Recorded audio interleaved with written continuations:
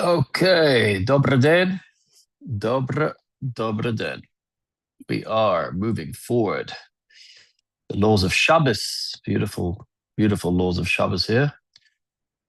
All right, here we go. What's going on right now?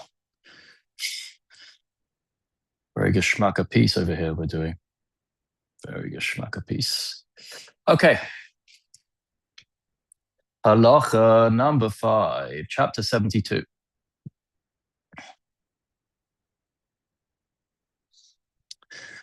All right.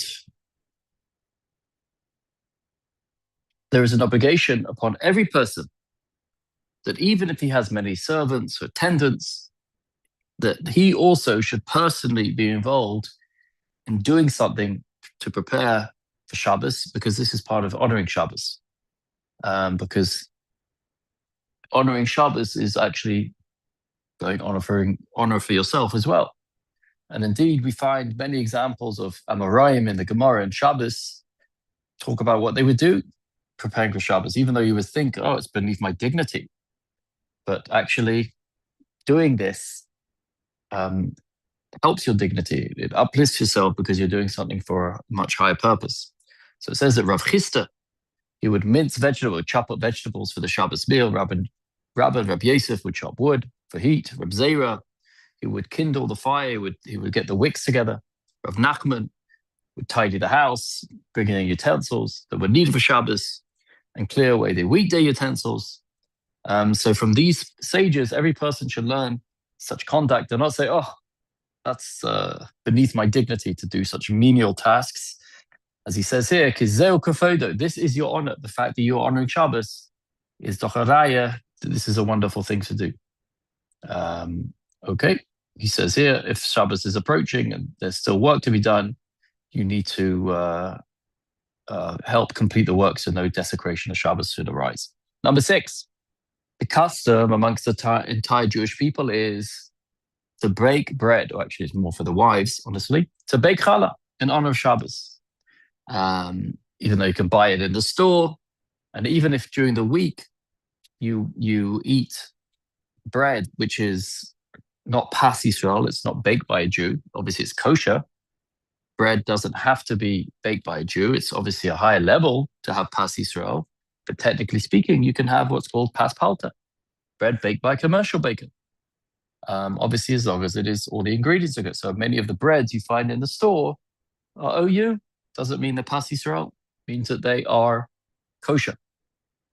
However, on Shabbos, it's obviously a hiddur to try to only eat pas Yisrael.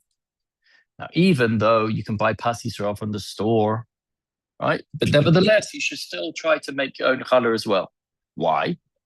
Because this will allow the woman to do the special mitzvah of separating challah, of separating that which back in the day would be given to the Kohen. Even though it's not eaten now today, but it's a special mitzvah. So what's the mitzvah? So it says that when Adam was created on Erev Shabbos, he was the, so to speak, the challah of the world. It's the choicest part. His wife caused physical, spiritual destruction through giving him to eat from the Eitz Hadas. So how does she correct this sin? Through the mitzvah of challah. He says here a custom which I've not seen, certainly not in the Chabad circles. He quotes a custom to make 3 different types of loaves: a large one, a medium, and a small one. The medium one should be used at night. The large one should be used for the day meal, because actually the day meal is the daytime is even holier than the nighttime. And then use a small meal for Shalosh Shudas.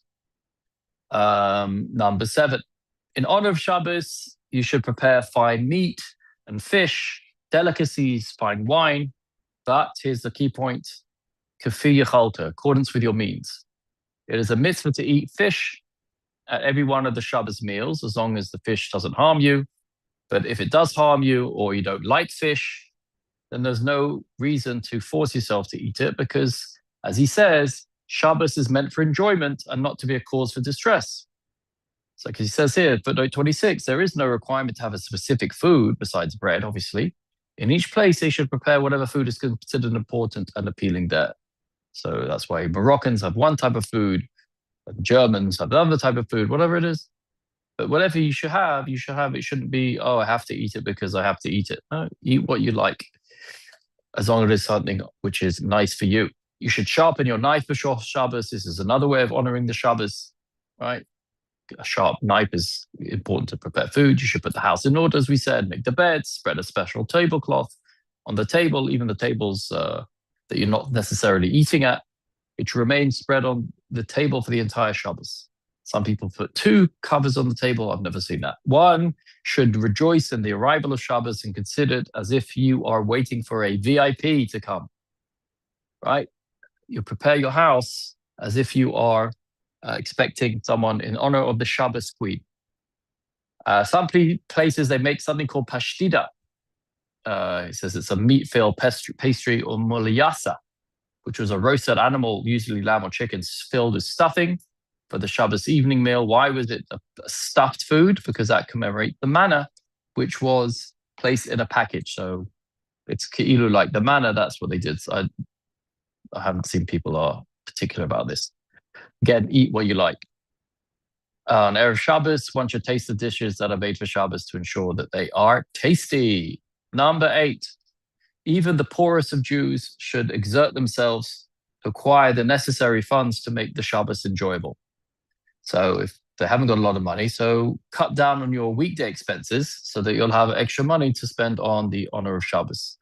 If you don't have money, you should borrow, even on collateral, to purchase the Shabbos necessities. Regarding this, the sages say famously in the Gemara in Be'ah, the Holy One, blessed be he, says to the Jewish people, my sons, borrow on my account, says God, and I'll repay it. Furthermore, as we know, all of a person's income for the year is fixed on Rosh Hashanah. But there are 2 exceptions. The amount of money you spend on Shabbos and Yom Tov expenses, he doesn't bring the other, which is also on tuition for your children. The more you spend, the more you get from Hashem, even if you're experiencing a lot of financial strain. However, they still said if you are having a lot of strain, a lot of strain, then it's better to treat your Shabbos as a weekday, which means lower your expenditure on Shabbos. Don't be dependent on others for help, for aid. That is a bad situation. Nevertheless, if you're able to, you should at least do something small for the honor of Shabbos, like a small fish or whatever it is. Regarding somebody, if you were sent something to be eat on Shabbos, eat it on Shabbos. Don't keep it over for the weekday. Number 9, you must not start work or get involved in any type of work on Friday afternoon from Mincha Katana onward.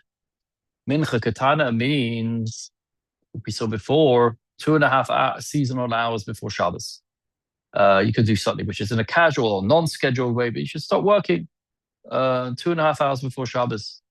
And if you have to work because the work is actually for Shabbos, then obviously you could do it after that time as well.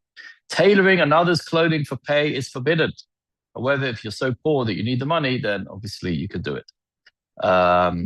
You can cut your hair the whole day. In fact, it's a mitzvah when you get a haircut to do it on a Friday, because then it's obvious that the haircut is done for Shabbos, which is another way of honoring Shabbos. If you're a storekeeper, proper to close your stores an hour before Shabbos. Number 10, from 9 seasonal hours onward, which means 3 seasonal hours before sunset, one is not allowed to have a fixed meal. Why? What's the point? Another way of honoring Shabbos is coming into Shabbos with an appetite. If you eat too much, too close to Shabbos, you won't be able to enjoy Shabbos, and that will be a disgrace of Shabbos. So even if that's the time you normally eat during the week, you cannot do that on a Friday. A meal of a size that you don't normally eat during the week, even if it's a mitzvah meal, and you can do it on another day, then do it on another day. Don't make it on Friday. However, if you have no choice, it's a bris milah happening on a Friday, or it's a pidyon ben happening on a Friday. So what are you going to do then? You can't say, oh, we'll skip it. We'll move it to another day. Sorry, have to do it on that day. So what do you do? So you should do it much earlier in the day. Do it in the morning. And don't even eat too much that day. So you shouldn't overeat. And so you can approach Shabbos with te'avon, with a beautiful appetite. May we approach Shabbos with a te'avon. Have a good day, a good